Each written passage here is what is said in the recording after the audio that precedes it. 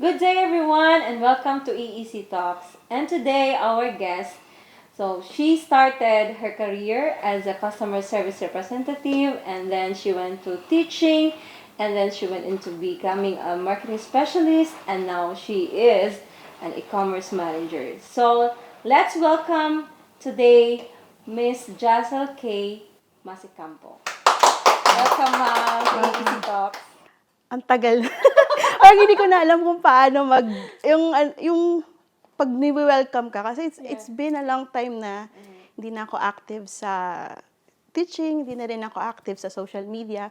So I don't know anymore how to respond to that. Can you tell us a bit how did you started your career here in UAE and what were your challenges, what were your struggles at the very beginning?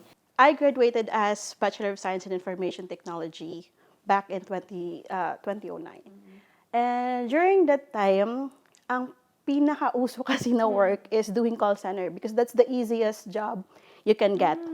The next thing during that time was teaching English. Yun yung time na ang daming Koreans na pumupunta ng Pilipinas. So I started teaching Koreans.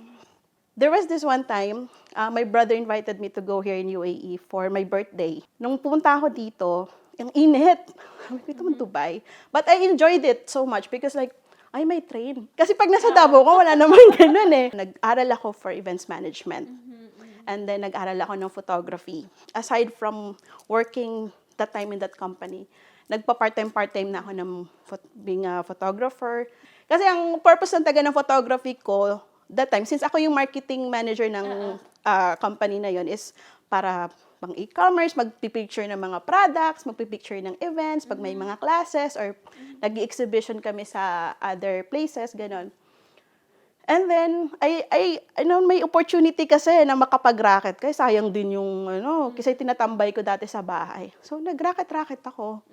And until na medyo lumaki-laki na yung TF, na parang, nag-rate na talaga ako ng mga 500 per hour. Then, parang, pag kinuha ko for longer hours, may na lang, parang, okay, ganito na lang yung presyo.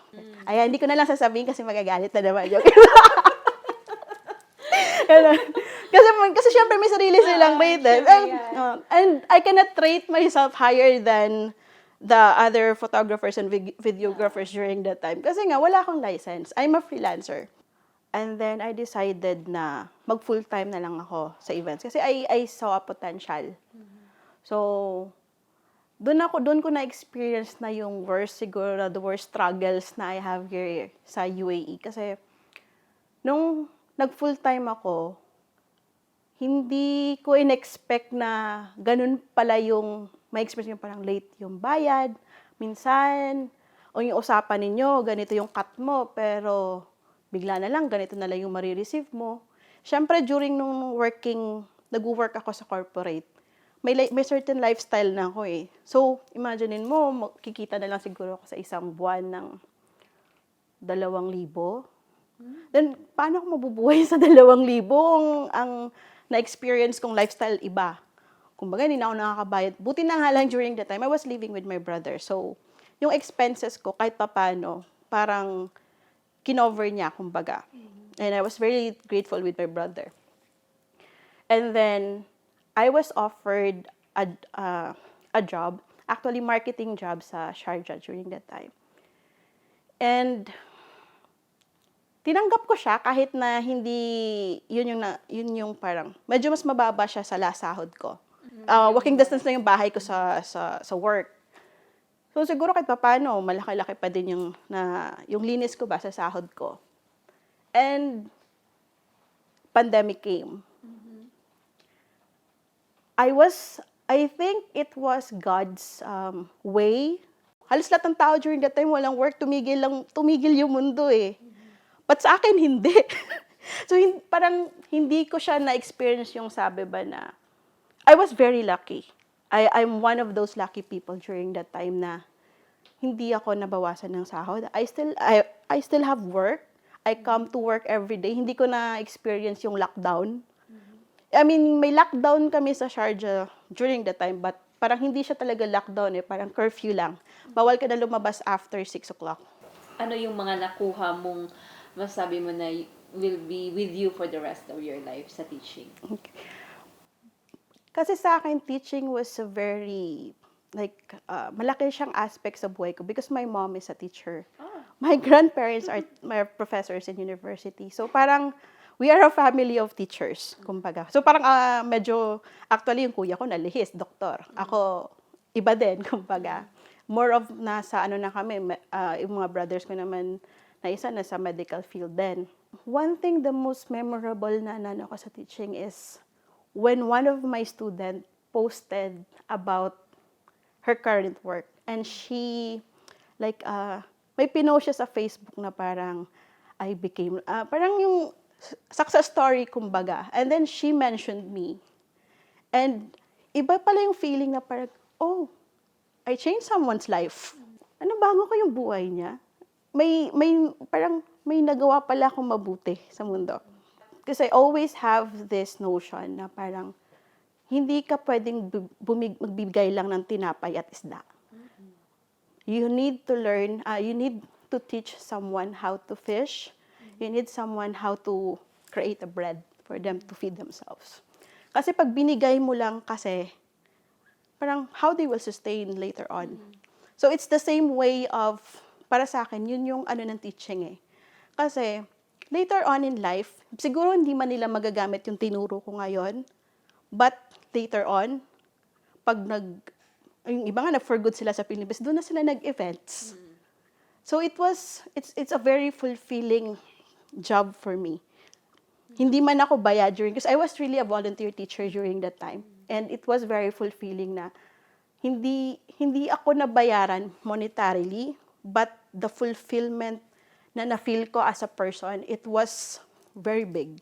Since we were talking about success na, I would like to ask you, what is success to you? Actually, pag tinatanong ako ng tao about dyan, kasi success is subjective eh. Yung success sa akin might be different from you. Kasi may ibang tao, they're happy to have 3 meals a day. That is success for them. Sa akin kasi, it's a holistic approach. May ganun. Holistic approach. Kasi parang sa akin, you can say you're successful if career-wise, you're stable, you are secured, and then income-wise, you have the freedom to do whatever you want to go, whatever you want to eat. Yun yung isa pa sa akin is yung, and then siguro mayroon lang isa talagang hindi ko makuha, which is yung personal aspect na success, which is kasi siyempre may mga bagahe kumbaga, and it's an everyday struggle for everyone. Meron kang ang pera, but sometimes hindi ka masaya. And hindi siya dahil wala kang, parang nito. Kasi meron tayong mga parang drama, kahit wala naman talagang drama, may mga mental struggles lang talaga tayo once in a while, na pag iniisip mo, I think I'm not successful yet. Parang gano'n. Did you ever experience na because of your strong personality, parang nagkaroon kayo ng misunderstanding or na-misinterpret ka ng tao? Maraming beses. Kasi nga, hindi kasi alam ng tao minsan yung biro ko at seryoso ko.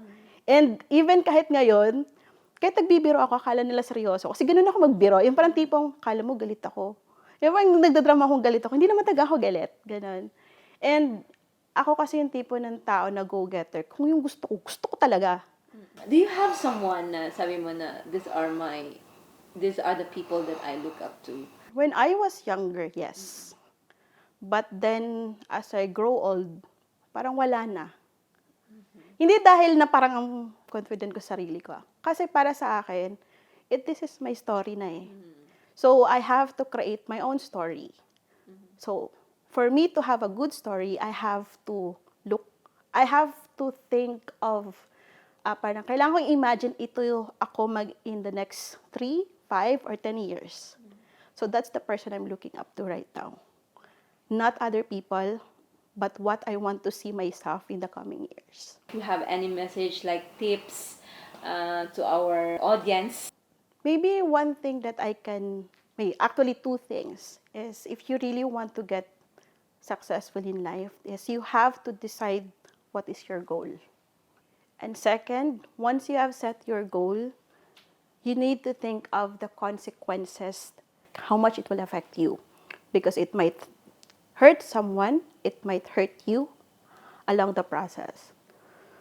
So, yeah, that's it. Thank you, Ma'am Jazz. And you may invite our audience to follow your social media account. Okay. You can follow me on Facebook and Instagram, just Dazzle Vlog, for just kalokohan contents. And don't forget to follow EEC Studio and Image Education Center for more success story. See you. Bye.